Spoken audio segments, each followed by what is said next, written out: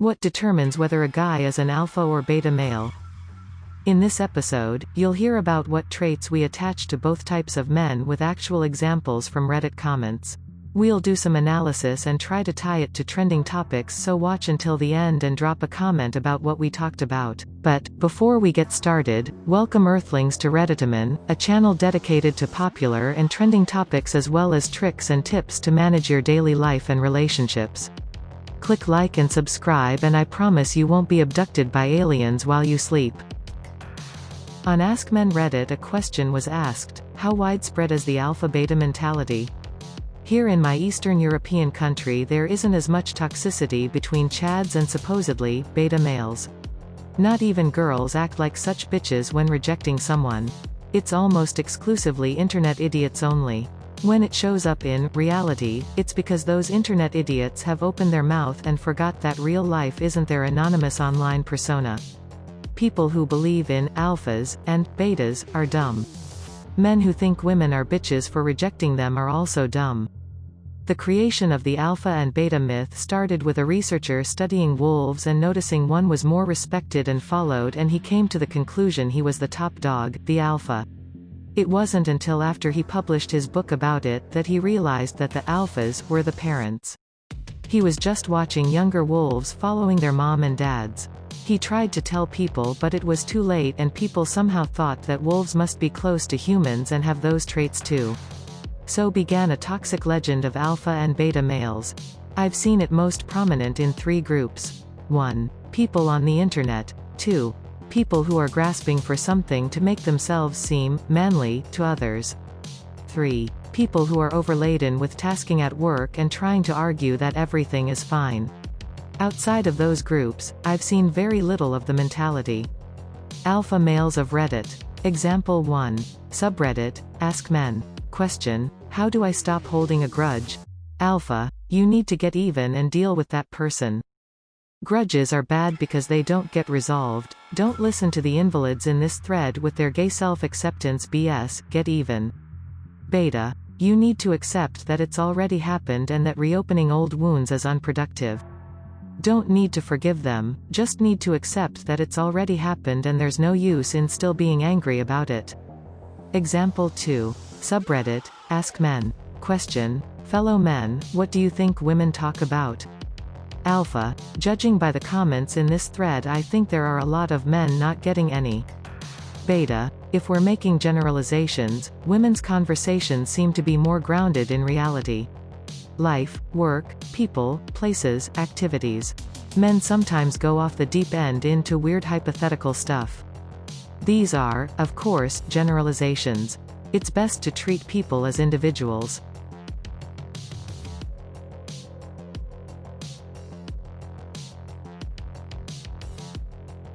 Example 3. Subreddit, AskMen. Question: what attributes defines a man? Alpha: my father taught me what it's like to be a man, so did my grandfather. I try to live up to that every day of my life. But apparently in 2020 our society can't handle stuff as basic as chivalry, moral codes and hard work without it being something phobic. Beta: if you identify as a man, you are a man. Characteristics of an alpha male per society's standards. Per an article from knowledgeformen.com, when most people hear the phrase alpha male, their mind immediately conjures up images of a ripped bodybuilder with a fat bank account, a few models draped over his shoulders, and a palpable aura of superiority with a dose of arrogance. Alpha males are often thought of as knuckle-draggers, domineering, condescending, and boorish characters. Alpha male redefined. According to this same article, real alpha males are men who are strong, but kind. Confident, but humble. Assertive, but at times gentle. Powerful, but tempered and calm. Being an alpha male has nothing to do with comparison. It isn't about being the biggest, richest, or best-looking guy in the room, and it has nothing to do with how many women you've slept with, what car you drive, or how many inches your biceps are. It's about leading yourself and those you care about to a bigger and better future. It's about knowing your values, being in integrity with yourself, and dominating your unique path in life. According to an article from Digit magazine, defining real masculinity by some guy shouting conspiracy theories and pseudoscience on YouTube may seem like a weird choice. But many people do, and it's also easy to see the attraction of dissing soy boys and beta males. It promises belonging, an identity based on strength and supremacy, and clarity and simplicity in what are for many chaotic times.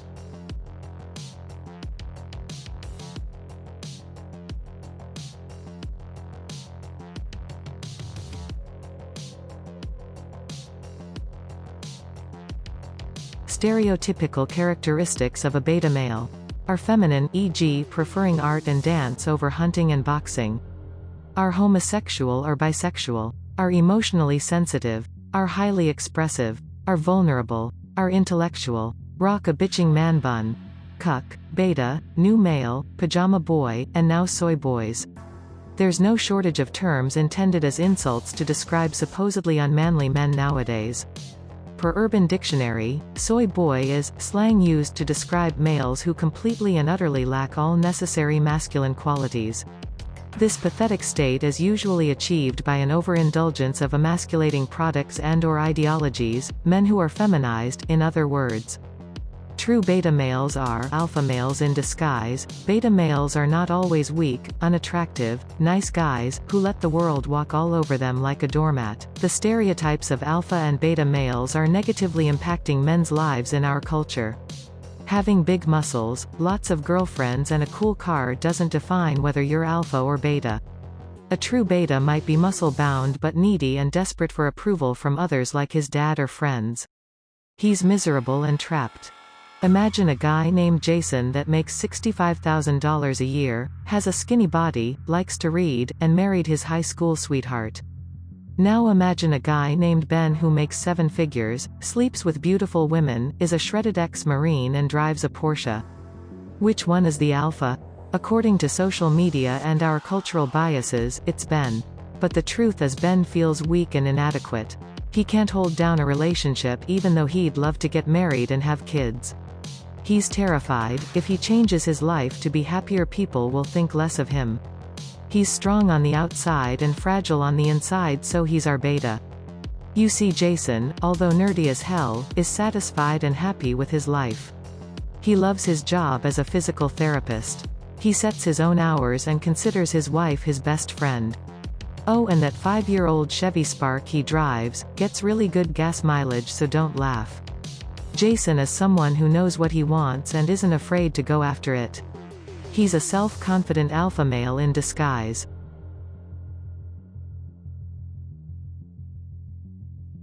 If you want to learn how to be a disinfo cuck who wants to be an alpha, a beta, who sees strong men as telling the truth is a threat to him, and who wants to pull that down, who wants to create a society of cucks to rule over men and rule over truth, here it is. And I ask you again, how do we let packs of these beta bullies do this to us? Will we let them conquer us is the question. So if you're anorexic clown that goes like this all the time, Shep Smith, the in-house globalist Lemmy-Winks of Fox News, it's always about how they're into science. Oh, look, keywords like Seth Rich and Deep State. Hannity said it the most of anybody on TV. You know, they play these little scientific games to kind of like wow the little latte addicts, the little soy addicts sitting in their mommy's basement. Oh my gosh, I'm a scientist. Are you impressed with me? I did a computer program. I mean, can we have any men?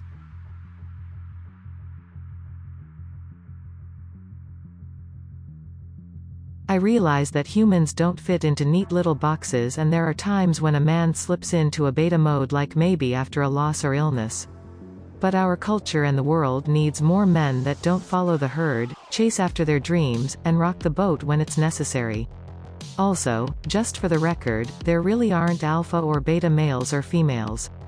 Being alpha or beta depends on your actions, and you get to choose those.